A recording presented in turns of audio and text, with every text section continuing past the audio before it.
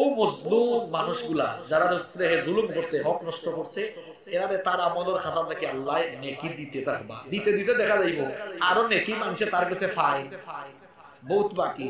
আল্লাহ নব্বে কইলা ও যে নমাজি রোজাদার হাজি সাহেব, এই যে আল্লাহ বলা খুব ইবাদত গুজারি মানুষ, মানুষের হক নষ্ট কইরা এত আমল নিয়া কিয়ামতের মাঠে হাজির হওয়ার বাদেও আমলের খাতায় একবারে ক্রস সিরিজিব যারা, এরা আমার উম্মতের সবচেয়ে অসহায় এবং সবচেয়ে দুর্ভাগা মানুষ।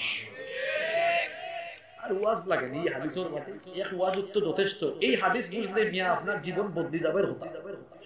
আস্তা রাইট ওয়াজ করে লাভ আছে কি ডেঞ্জারাস হাদিস, এটা যদি আপনি বুঝোই না, আমার কিছু তো লাগে আগামী কাল থেকে আর শয়তানের চিন্তা ভাবনা দিতে হয়। বান্দার হক বড় গুরুত্বপূর্ণ বিষয়। বান্দার হক নষ্ট করলে নামাজ, রোজা, হজ, যাকাত, দান, সদকা সব শেষ হয়ে যাইব, কোনটাই আপনারে বাঁচাইতে পারতো না। এখন প্রশ্ন হচ্ছে হুজুর, বান্দার হক নষ্ট হয় কিভাবে? কষ্ট হচ্ছে আপনাদের? বান্দার হক নষ্ট হয় কিভাবে? আসেন আমি সংক্ষেপে কয়েকটা পয়েন্ট দিয়ে আপনাদেরকে বুঝাই দিই, খুব মনোযোগী হবেন ভাই। কিভাবে আমরা মানুষের হক নষ্ট করি? যেমন দেখুন, গীবতখোর এই এলাকায় নাই। আপনি যখন কোনো মানুষের গীবত করেন তখন তার হক নষ্ট করেন, তার উপর জুলুম করে ফেলেন। আমাদের দেশে চায়ের দোকান, টঙের দোকান কিছু আছে না? আমি এই চায়ের দোকানের নাম দিয়েছি বাংলাদেশের সেকেন্ড পার্লামেন্ট। এখানে চায়ের দোকানদার সবসময় স্পিকারের ভূমিকায় থাকে, আর চা খুররা সাংসদের ভূমিকায় অবতীর্ণ হয়ে চা খুররা চা খায় আর মানুষকে নিয়ে আলোচনা সমালোচনা করে। আপনি যার গীবত করছেন, কিয়ামতের দিন ওই লোকটা যদি আল্লাহর কাছে অভিযোগ করে, আল্লাহ আমার হক নষ্ট করেছে, আমল দেন, আমল কমবে না? কমে যাবে। অন্যদিকে গীবত করার পরে এটা আল্লাহর হক না বান্দার হক? ওটা বলে আল্লাহর হক। কার হক? বান্দার হক। বান্দার হক নষ্ট করে আল্লাহর কাছে তওবা করলে হবে না। আচ্ছা, এটাও ক্লিয়ার করে দিই, তওবা কবুলের শর্ত মোট 5টি। কয়টি? আরো জোরে কয়টি? তওবা কবুলের শর্ত কয়টি? সিরাটা এটা তো কইলাম, একটু মজা করি মাতে, রাগ করবেন না আপনারা। তওবা কবুলের শর্ত কয়টা? 1 নম্বর শর্ত হইল আপনি যে ফাফি গুনাহগার ইখান স্বীকার করা, হয় আমি ফাফি, আমি গুনাহগার। 2 নাম্বার ফাফ যে করছেন ফাফল লাগি লজ্জিত হই যাওয়া। 3 নাম্বার ই ফাফল লাগি আল্লাহর কাছে মাফ চাওয়া। 4 নাম্বার ই ফাফ আর করতে না, আল্লাহর লগে কিতা করা। 5 নম্বর শর্ত হইল বান্দার হক নষ্ট করলে আল্লাহর কাছে মাফ চাওয়া না, আতিফা দিরা বাইরে মাফ করে দেওয়া, হক নষ্ট করছি। আর নাই তার হক যদি তারে ফিরাইয়া দেওয়া যায়, যেমন তার জায়গা দখল করেছিল, কাগজ না গলা ধরে ভাই তোর হক দেলাইছি, অতদিন ধরে জুলুম করছি, আল্লাহর কাছে মাফ করে দেওয়া, ওটা করা। আর নাই তওবা কবুল হইতো। গীবত করলেন মানুষের, হক নষ্ট করলেন আপনার ভাই। আর গীবত করা মানে হচ্ছে মরা ভাইয়ের গোশত। আল গীবাতু আশাদ্দু মিনাজ জিনা। নবীজি বলেছেন গীবত জিনার চেয়ে আরো মারাত্মক অপরাধ। নাউযুবিল্লাহি মিন। তাহলে আপনারা আজকে থেকে গীবত করবেন। দেখুন এই ওয়াজর বাদে আগামী কাল থেকে এলাকাত গীবত বাড়ারি না কমে। কইবা হুজুর আপনি দেখবা কিলা এই এলাকাত কিছু মানুষ পরিচিত আমারও আছে না, খোঁজ খবর লই দিব না তার কাছ থেকে। 2 নাম্বার হচ্ছে মাঝে মাঝে আমরা চুগলখুরি করি। চুগলখুরি অবশ্য আমাদের এলাকায় নাই। এই যে চুগলখুরি না থাকলে ঘরে ঘরে এত আগুন লাগলো কেন? আর মহিলারা চুগলখুরি করে একটু বেশি। বেটিনতে চুগলখুরি করেন একটু। আমার আফা হলে যেন আবার রাগ না করেন, কয় থেকে হুজুর আইছেন খাইলে আমরা সব গরর মাঝে দেখবা বেড়া ছাড়া লাগাই দেন বেটিনতে। বাই আসন 3-4 গো বাই যে মিল এখন বেটিন তো নিতা সহ্য হয় না। আমার জামাইয়ে কিতা 20,000 টাকা রুজি করে, এই তোর জামাইয়ে 18,000 করে, কম আছে, আমি কাম কম করব, তুই বেশি কর। আছে নীলা বেটাইন তো সারাদিন বাড়ে, আর বেটিনতে ও সুলাসুলি করতে করতে ফেরাসেরা করতে করতে সালো সংসার ভাঙ্গা তস নস হয়ে যায়। আছে নীলা বেটিনতে সুকুল করে করেন আরো বেশি। রাই তুই আনলে বেটার খানার খানা দিয়া জানি তোমার ভাই ওটা করছে, তোমার ভাই আছে নীলা ওকা ও ওটা সুকুল করে করতে করতে হায় রে হায় সুন্দর সংসার ভাঙ্গা খান খান হইয়া যায়। আছে নীলা আমার বইলান ধরে কই মিটা করবা না মিল মোহব্বত দরিয়া রাখবা ইনশাআল্লাহ আর হরিণ নামে কত বদনাম জামাই গেছে তোমার মা হতা করে তোমার মা হতা করে আয় রে আয় বউ শাশুড়ির বেড়াছাড়া তো আরো বেশি আছে নীলা আমি বেটিন তরে কইমু যে আপনি আপনার শাশুড়ির নিজের মাল্লা খান মনে করবা আর শাশুড়ির কইমু বউরে আপনি আপনার নিজের মেয়ের মতো মনে করবা খালাস আর বেড়াছাড়া হইব না বেড়াছাড়া হইব না শ্বশুর শাশুড়ি আপনার বউ বাও হলরে নিজের মেয়ের লাখান দেখবা অত বেশি প্রেসার ক্রিয়েট করবা তখন দেখ মানে পরিবার সুন্দর থাকবে ইনশাআল্লাহ তাহলে চুগলখুরি করা মানে মানুষের হক নষ্ট 3 নাম্বার পয়েন্টগুলো আপনারা মনে রাখবেন এবং এই বদঅভ্যাসগুলো থেকে নিজেকে মুক্ত করবেন 3 নাম্বার হলো আমরা মাঝে মাঝে মানুষকে গালিগালাজ করি আছে না নাই নবীজি বলেছেন সিবাবুল মুসলিমি ফুসুকুন ওয়া কিতালুহু কুফরুন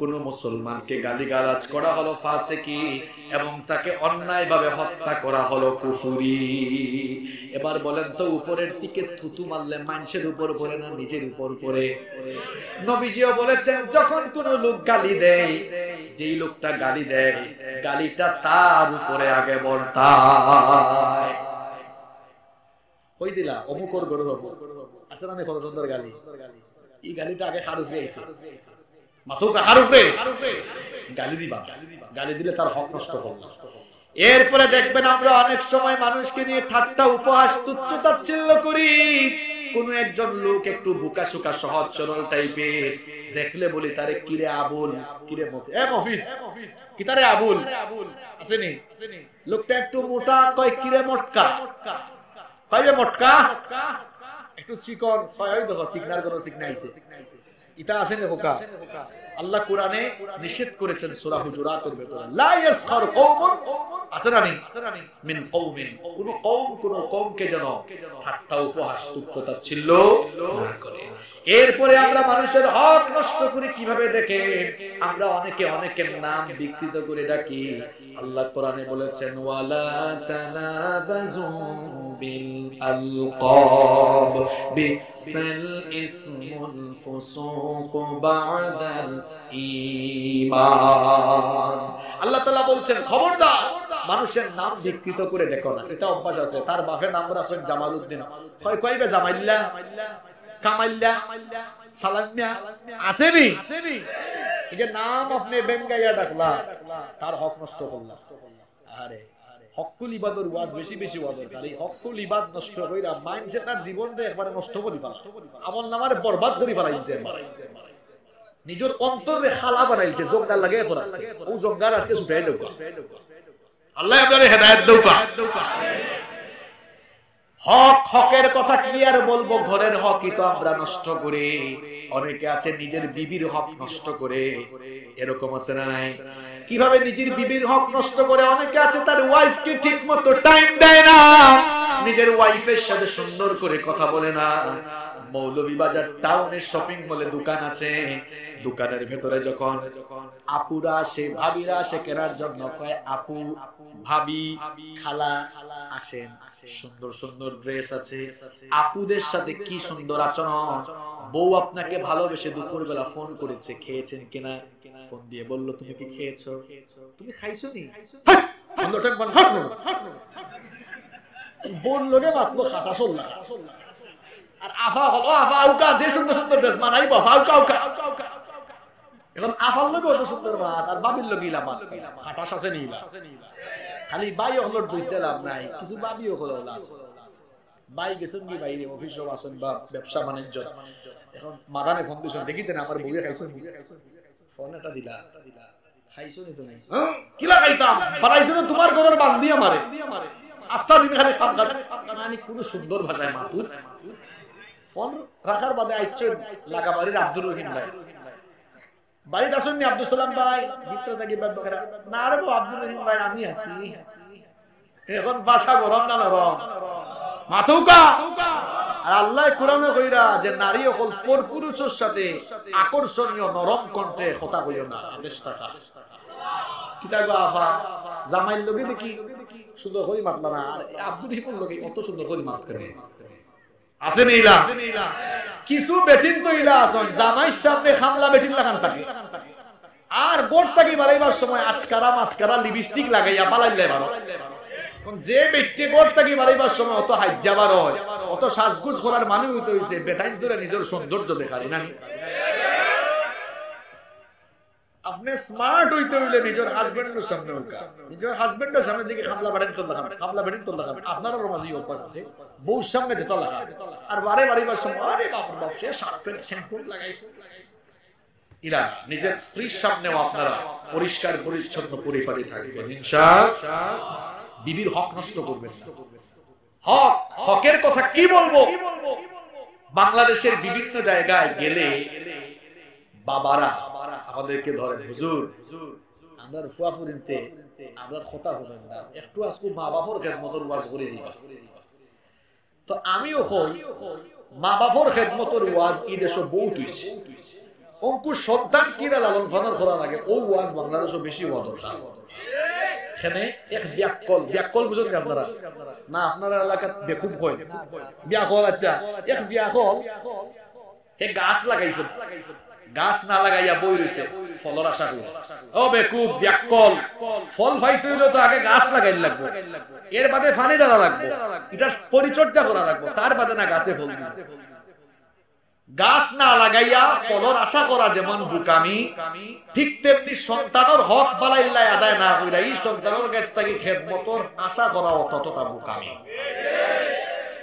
গাছ লাগাইয়া পানি দেওয়া লাগে সেবা করা লাগে পরিচর্যা ঠিক হলা সন্তান জন্ম দিয়া বাপ হওয়া যায় না ইটারে ঠিক মতো মানুষ করা লাগে তার সুন্দর নাম রাখা লাগে নাম যে হ্যাঁ রে অঙ্কুর ফুয়ান্তন নাম হইলে এ মুসলমান না কিতা কোনটা বুঝাও যায় নামে উত্তম দিতে হে কিতা এখন মানুষের নাম চিনি বিস্কুট আছে এ যুবক ভাই হল দেখছো না নেই ফেসবুকের মাঝে ফুস্টারের মাঝে লেখা সভাপতি চিনি প্রধান অতিথি বিস্কুট ভুল হইছি না আমি এখন ফুয়ান্তন নাম রাখছেন বাপ রে বাপ ফুয়ার নাম আমরা রাখি দিই আকাশ আল্লাহ ইনো হে আকাশ তারে ভাই রাখ করো না ঘটনা তো আরেকটা ঘটছে মনে হইছে কইতাম নি ফুয়াই থাকি যে অত ঘটনা হইছে মনে হয় এখন ফুয়া ওয় ভিতরে রাখাতে লাগেন আকাশ ফুয়ার নাম রাখিয়া আমার কাছে লয়ে আছেন ও উজিরা একটু দোয়া করো কা ফুয়া গুতারে হাবিব চাপ বানাইতাম আলিম বানাইতাম কইলাম আসানি ফুয়ার নাম কিতা মানে আকাশ আমি কইলাম কোনদিন হুজুর নি কোন হাবিব চাপ বা কোন হুজুরের নাম হাফিজ মাওলানা আকাশ আহমদ আপনারা হুজুর নি আর হেন আরো স্মার্ট ফোন নাম রাখিছন সাগর আল্লাহ সাগরটা রাখ করব না এর বাদে ফুরির নাম নদী সাগর বড় ইয়া টি-শার্ট লেখছেন সাগরের বুক নদী এই যে নাম রেখা আরম্ভ হইছে ফুয়ার নাম সাগর ফুরির নাম নদী আল্লাহ ইন জেলা নাম রেখা আরম্ভ করছেন এখন যদি আল্লাহ তাইলে আরো কিছু ফুয়া ফুরিন দেন তে আগর কিন্তু নাম হইছে সাগর নদী বাকি কিন্তু নাম কিতা রাখতা হয়তো ওলা হইতো পারে খাল বিল পুকুর কুয়া কারণ নাম রাখার সিস্টেম তো ওটাও কর না কিতা আবার আরো নতুন নাম রাখছেন ফুয়ার তুফান কইলাম কিতাবা ভাইসা ফুয়ার নাম তুফান কেন কয় হুজুর আমি অবস্থা বুঝা ব্যবস্থা লইছি কইলাম মানি আমার ফুয়াই হইছে তুফানের সময় নাম রাখিছি তুফান অবস্থার স্মরণীয় করে রাখছি কেউ আবার ফুয়ার নাম আগুন রাখছেন আগুন আসেনি তার নাম বাংলাদেশ দেখো কেন নাম হই না বুঝেও জান না এ মুসলমান না হিন্দু আর তো না নাম রাখছেন ফুরির নাম বৃষ্টি আসেনি এটা নাম কিতাবা ভাইয়া কত ফুরির তোর নাম কালেকশন তাকে গিলা আপনারা হইছে ফুরির নাম কিতা বৃষ্টি জিগাইলাম কিতা হইছে বৃষ্টি কেন কই হুজুর বৃষ্টির সময় হয়ে গেছে লাগি নাম রাখছি কইলাম ভাই আপনার তো মতিগতি বাড়া নাই তুফানের সময় হইছে নাম রাখিছেন তুফান বৃষ্টির সময় হইছে নাম রাখিছেন বৃষ্টি ওখানে যে আকাশ বিদ্যুৎ চমকায় ওই সময় আরো কইলেন নাম রাখবানে ঠাটা পড়ছে হ্যাঁ না ওই যে বৈশাখ মাস সামনে আনদানি ঠাটা মারে ভাবে আচ্ছা আপনারা কইলেন কি আমার বাড়ি তো কোম্পানি বাড়ি আমরা এলাকাত ঠাটা পড়ে গেছে আবার নোয়াখালীত কয় ঠেডা পড়ছে ঠেডা তারা কয় ঠেডা আমরা কই ঠাটা এক কথা এখন বাচ্চার হক আদায় করে না মা বাবার সুন্দর নাম রাখে না বাচ্চান্তরে ইলমে দ্বীন শিখায় না ওলে বেরে বেলো আগে বাটায় বাটাও কা ওলে বেরে বেলো পরে কুরআন শিখাও কা আপনার বাচ্চারে ও আ ক খ এবিসিডি শিখাইবা বাদে আলিফ বা তা থা শিখাইবা সবার আগে। আর নাইলে এ ডাক্তার ইঞ্জিনিয়ার হইব কিন্তু আপনারে বৃদ্ধাশ্রম হটাইবা না, হে লন্ডন আমেরিকা সিলেট ঢাকা দিয়া আপনার কোনো কুছ খবর রাখতো না। আজ পর্যন্ত হুজুর কোন হুজুরে তার মা বাপরে গড় থাকি গর্দনা দুই বার করে দিলাইছে খেনে, কারণ এই আলেম হলে আল্লাহর কুরআন পড়ছে, আল্লাহ কুরআনে কইছে ওয়া কুল লাহুমা কওলান কারীমা। আল্লাহ কোরআনে আমাকে, আল্লাহ তাআলা কোরআনে আমাদেরকে শিখিয়েছেন মা বাবার সাথে ভদ্র বিনয়ী হয়ে নম্র কণ্ঠে সুন্দর ভাষায় মার্জিত ভাষায় কথা বলো, আদেশ টাকা দিন শিখাইলা না। এর লাগি ইতার খাইস্ত হইছে কিলা তার বন্ধু আইয়া কইছে কইবে আব্দুল্লাহ বাড়িতে নেই, কই আসি তো, আর বাপে কইছে না বাবাটা আব্দুল্লাহ ভাই আরে বাবা বিছানা থেকে উঠতাম না, চুপ চুপ করে দেখো খাটা সল্লা খান জবাব দেয় আসেনি না। আল্লাহ কইরা ওয়ালা তানহারহুমা, খবরদার তোমার মা বাবাকে ধমক দিয়ে কথা বলো না, রাগ করে কণ্ঠ উঁচু করে কথা বলো না, এই মা বাবার কারণে তুমি পৃথিবীতে এসেছো। হে আদব কায়দা কইতে কি তো তারে আপনি ইলমে দিন শিখাইছেন, হয় হুজুর মেসাব বানাইতাম সিলেট তো মেসাব হয় আপনারা কেদা হয় মেসাব বানাই কি তো হইতো জোর আশমুরু গকলটি খালি কইতে দিয়া না, মেসাব হলো গলতাও যাব কুরআন কান it's the source of knowledge of science, it's the source of knowledge and science, এটা জ্ঞান বিজ্ঞানের কিতাব, হুজুর বানাইয়া ঠকতা নাই। আরে ভাই অন্তত পক্ষে একটা ছেলে আলেম বালানি তো নিজেও আপনি লাভবান, মরার বাদে কিছু মানুষ তলাব আছে, আরে যে দুঃখ লাগে আমার, রাগ করেনি আপনার আমার কথায়, আর বেশি বেশি ছিল যে মাত্রাম রাগ করিল জানি।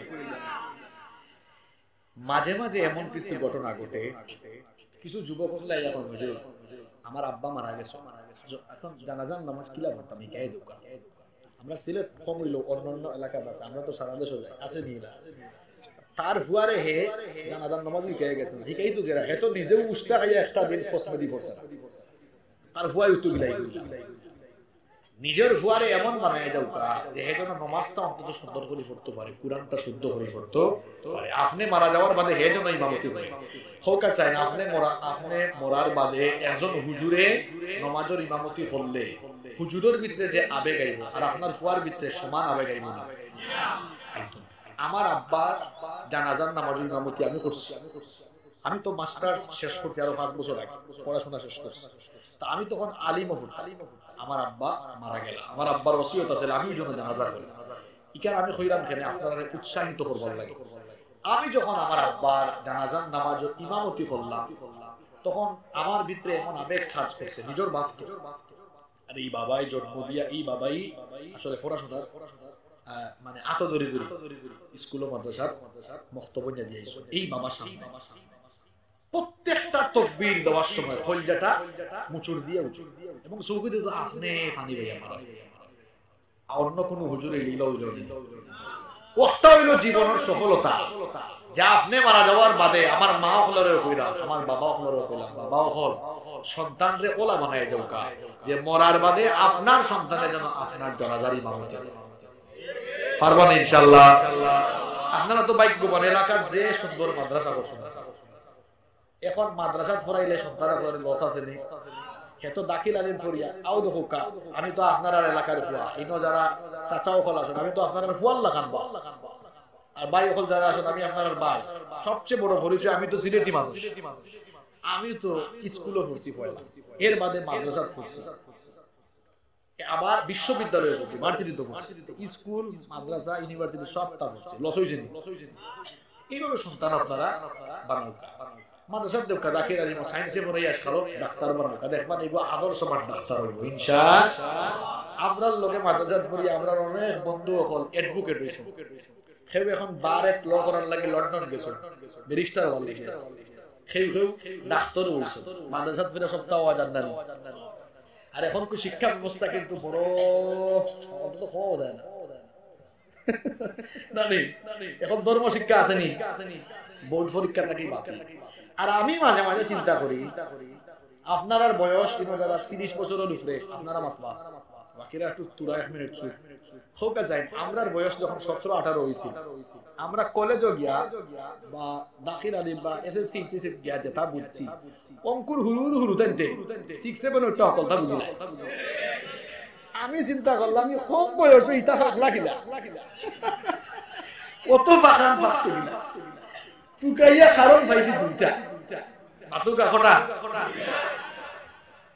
আপনার খারাপ লাগে না? গবেষণা ধর্মীর কথা, সব জায়গায় ফাইদা নাই তা ফাইদা। আমি চিন্তা করলাম ই হুরু হুরু হুরু তাই নিগুন কত কম বয়সে ফাঁকলা কিনা, সকলটা বুঝে চুকাইয়া কারণ পাইছি কটা। 1 নাম্বার কারণ পাইছি অপশিক্ষা, আর 2 নাম্বার অপসংস্কৃতি। অপশিক্ষা কিতা? হায় রে হায়, অঙ্কু সিলেবাসের ভিতরে কত জাতের বই হারানি হয়েছে, অঙ্কু শারীরিক শিক্ষাও এখানে হারানি হয়েছে। শারীরিক বলে এখন ক্লাসও শিক্ষা দেওয়া যায়। আর এমন এমন চ্যাপ্টার ইনো তারা হারাইছেন, যৌন উন্মাদনামূলক, যৌন সুরসুরিমূলক, অশ্লীল চ্যাপ্টার ঢুকাইয়া দিয়া ক্লাসের ভিতরে আপনার কোমলমতি বাচ্চান ধরে আপনার হুরু হুরু হুরু তাইন ধরে ওটা খারাপ জিনিস ক্লাসের ভিতরে ভরাইয়া এরারে ধ্বংসের দিকে দেওয়া হইছে। আপনার কি তা মনে হয়নি অত কম বয়সে এমনি এমনি ফাঁকি গেছে না? ও ভাই ওটা হিকের তারা।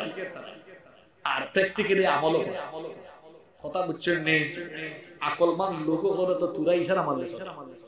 2 নাম্বার অপসংস্কৃতি। অপসংস্কৃতি কি তা? হায় রে হায়, যার কাছে মোবাইলটা আছে তার কাছে দুনিয়ার সকল খবর আছে। এখন আপনারা কিতা করছেন, হুরু হুরু হুরু তাই পতাই হলোরা তো ফোন দিলাইছেন। আগে আমরা দেখতাম হুরু তাইতে খানলে মা বাপে ইয়া দৌড়াইয়া কুলো লইছেন, কুলো লইয়া রাইট গান কবিতা শুনাইয়া ঘুম পড়াইছেন, আয় আয় চাঁদ মামা, অথবা গজল শুনাইছেন, শুনাইয়া ঘুম পড়াইছেন, তিলাওয়াত শুনাইয়া। আর অঙ্কুর উদান দেখাতে মা বাপ যে ব্যস্ত, আস্তা দিন মা বাপ দুইজনে খালি তুলে দিছে ইয়া স্ক্রলিং শুরুতায় খান্দে খালি খান্দে। আমাই গেলা ইউটিউবে আমাইয়া লাগাই দিলাইলা baby shark doo doo doo doo, কিতা আমি বানাইয়া মাত্রাম নি বাবা ফল দিয়া কইলা ধরো তুমি দাও একটা, মা বাপে আরো 2টা, সব মোবাইল। এর লাগি করে রাখি তো হইছে 2 বছর 3 বছর হইতে হইতে এটা এমন ফাঁকা ফাঁকে আমি দেখলাম একদিন 3 বছরের হুটাই গিয়ে এই মোবাইলটা তো নিয়ে ইউটিউব আমাদের একটা বাজার একটা ফালটাই স্ক্রলিং করে। আমি কইলাম হেও তো তা কেমনে বুঝে, আমিও বুঝি নাই গো। হে নিজে নিজে বুঝছে মার ভেদটা কি না, তারে মা বাপেরা বানাইছে। পুরুতাইদের কাছে ফোন দিয়া তোর আসল 6 7 8 করে এক জায়গাত গেছি ওয়াজো, হয় রুজুর দোয়া করবা। বললাম ভাই সাহেব কিতা হইছে, আমার ফুরিয়ে জেএসসি পরীক্ষা A+ পাইছো, আমি খুশি হইয়া আইফোন গিফট করছি। কইলাম হাসামি কদিন বাদে আপনারা জামাইও গিফট করব না, ঠিক নি? ঠিক যে কইরা তোমরা যারা স্কুল কলেজে পড়ো তোমরা তো বিপদে পড়ছো। এ ফাইন, তোমরা তো ফোন করো কলেজে পড়ে বলতে আব্বা আম্মার কাছে নিয়ে ফোন দাও, ইন্টারমিডিয়েট ফার্স্ট করে ফোন দিবা, নিজের ক্যারিয়ার সাজাও মিয়া। যারা তোমার তো যে মোবাইল ছাত্র হলে কইরাম, তোমার তো যে মোবাইল, এই মোবাইল আবিষ্কার করছে যারা, তোমার বয়স পড়াশোনার পোকা গবেষণার পোকা ছিল তারা। এরা খেলায় না, এরা তোমরা এখন তোমরা পাবজি বাবজি কতটা খেলা, আল্লাহ টিকটকের কথা তো কইলাম না। আমার কাছে ফোন আছে 2-3টা, আমি টিকটক অ্যাপস কিতা চিনিও না, আর তারা 6 7 এ হইরা টিকটক বানায়। বাচ্চাদের তো ফোন দিবানি আপনারা হকর, আমি হাক্কুলিবাদ বান্দার হকর কথা কোয়া। আপনি তো বাপ হইয়া নিজের ফুয়াফুরির তরফে জুলুম কইরা তার হক নষ্ট করলা, এরা সঠিকভাবে আপনি লালন পালন করা না, ঠিক কি না? এরপরে দেখুন কিভাবে আমরা হক নষ্ট করছি। আমরা অনেকেই সম্পদে আমাদের মেয়েদেরকে ঠকাই, আমাদের মেয়েদের হক আমরা নষ্ট করি। দেখা যায় এক বাবার ছেলে আছে 4টা, মেয়ে আছে 2টা, সম্পদ আছে 20 বিঘা। আপনাদের এলাকায় আপনারা বিঘা বুঝেন না কি কানি বুঝেন? বিঘা বললি কিয়া? এক বাবার সম্পদ আছে 20 কিয়ার, ছেলে আছে 4টা, মেয়ে আছে 2টা। এখন বাবা হিসাব করে 4 ছেলে 4 5 20, আর 2টা মেয়েকে কিছু দেয় না। বিয়ের সময় তার মেয়েকে ফুরিরা কয়, ওগো মাই তোমার তো আব্বাই কোনটা ইতাম বললাম না গো, তে আব্বাই তোমারে দোয়া দিলাম। আমার বোন কত হুন্ডা নানি, আপনারা কইবা আব্বা দোয়া লাগতো না, এই জিনিস সানান দিলাই। আর আপনি বাপ সম্পদ যদি ফুরিরে ঠকাই না, আপনি কিয়ামতের দিন নামাজি তাহাজ্জুদ গুজারি হাজী সাহেব আর বাদে জালেম হইয়া আপনি আল্লাহর সামনে দাঁড়ানি লাগবে। খবরদার, মেয়েদেরকে সম্পদ থেকে ঠকাবেন না। আজ আপনারা মেয়েদেরকে সম্পদের ভাগ দিচ্ছেন না। ল অফ ইনহেরিটেন্স, উত্তরাধিকার আইনের ব্যাপারে কোরআনে সব বর্ণনা আছে না নাই? কিভাবে সম্পদ ভাগ করে দিবেন কোরআনে আছে। সেই অনুযায়ী যদি আপনি বন্টন না করেন, আজ হচ্ছে না। এটা আল্লাহর ইসলাম না, এটা আপনাদের বানানো ইসলাম। খবরদার, মেয়েদেরকে সম্পদে ঠকাইয়া মেয়ের হক নষ্ট করবেন। এরপরে দেখুন, আমরা আমাদের বাড়ির দারোয়ান, বাড়ির কর্মচারী, আমাদের অধীনস্থ লোকদের হক আমরা নষ্ট করি। তাদের সাধ্যের চাইতে তাদের উপরে কাজ আমরা বেশি চাপায় দেই। এটি হচ্ছে আপনার অধীনস্থ লোকের হক নষ্ট করা। আমরা শিক্ষক হয়ে ছাত্রের হক নষ্ট করি। আল্লাহর ওয়াস্তে আমার সম্মানিত শ্রদ্ধেয় শিক্ষকগণ, রাগ করবেন না। বান্দার হকের কথা যেহেতু এসেছে, পয়েন্টটা তো বলা লাগে। অনেক শিক্ষকেরা আছেন, তবে অনেক অনেক অনেক শিক্ষকরা আছেন অনেক ভালো। আমরা ছাত্র জীবনে এমন উস্তাদ পেয়েছি, এখনো ওই উস্তাদদের জন্য দিল থেকে দোয়া আসে। কিন্তু কিছু উস্তাদ আমরা আমাদের ছাত্র জীবনেও দেখেছি, তারা ক্লাসে ঠিক মতো পড়ান না। কারণ ক্লাসে ঠিক মতো পড়াইলে কোচিং এ ছাত্র কমে যাবে। এই যে ক্লাসে আপনি ঠিক মতো পড়াইলেন না, আপনি আপনার ছাত্রের হক নষ্ট করলেন, ঠিক কি না? এইভাবে বান্দার হক নষ্ট হচ্ছে। আমরা অনেকে এতিম ছেলে দেখে, দুই ভাই আছে, এক ভাই মারা গিয়েছে। এখন ওই ভাই মারা গিয়েছে, ভাইয়ের সব সম্পদ ওই ভাই দখল করে ওই ভাইয়ের সন্তান, এতিম সন্তানগুলোর হক নষ্ট করে খেয়ে ফেলে, আছে না নাই? এইভাবে আপনি এতিমের হক নষ্ট করেন। অনেকে আছে আবার জায়গা জমি মানুষের দখল করে ফেলে। নবীজি বলেছেন, যেই ব্যক্তি অবৈধ অন্যায় ভাবে কারো অর্ধ হাত আধা হাত জমি দখল করবে, আল্লাহ কিয়ামতের দিন তার গলার মধ্যে 7 তবক জমিন আল্লাহ ঝুলাইয়া দিবে। আর যারা মানুষের জায়গা জমি দখল কররা, আপনারে হইরা, আপনার জায়গারে ভাই মাত্র 3.5 হাতের বেশি না হওয়া।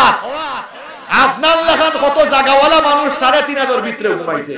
যাওকা এই বাঙ্গার হাট এলাকার গুরুস্থানের মাঝে গিয়া দেখোকা, সব 3.5 ভিতরে, ঠিক কি না? এরপরে দেখুন, আমরা ব্যবসা বাণিজ্য হক নষ্ট করে ফেলি, আমাদের কাস্টমারদের হক আমরা নষ্ট করি। অনেক সময় আমরা 2 নাম্বার মাল দিয়া বলি, ভাই দিছি আপনারে 1 নাম্বার, আছে না নাই? এরপরে দেখুন, আমরা মানুষের হক কিভাবে, বান্দার হক কিভাবে নষ্ট করি। আমরা মাঝে মাঝে মানুষের বিরুদ্ধে মিথ্যা সাক্ষ্য দিয়া নিরপরাধ মানুষগুলোকে আমরা অপরাধী বানিয়ে ফেলি। এই যে আপনি মিথ্যা সাক্ষ্য দিয়ে নিরপরাধ মানুষকে অপরাধীর কাঠগড়ায় দাঁড় করালেন, এই লোকটার হক নষ্ট করার কারণে কিয়ামতের দিনে আপনি আসামি হয়ে আল্লাহর সামনে দাঁড়াবেন। আজ আমরা খারাপ হতে হতে এত খারাপ হয়েছি, এত নিচে নেমে গিয়েছি, বিশ্ব বরেণ্য আলেমদের বিরুদ্ধে মিথ্যা সাক্ষ্য দেওয়ার বেলায় আমরা দ্বিধাবোধ করি না।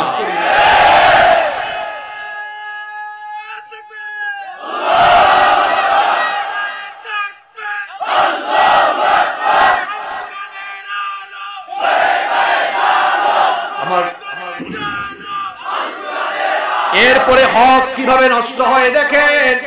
আমরা যখন বিচারকের চেয়ারে বসে, আমরা যখন ঠিক মতো বিচার করি না, আমরা যখন নিরপরাধ মানুষকে অপরাধী বানাই, তখন বিচারক হয়ে নিরপরাধ মানুষের উপরে আমরা জুলুম চালাই।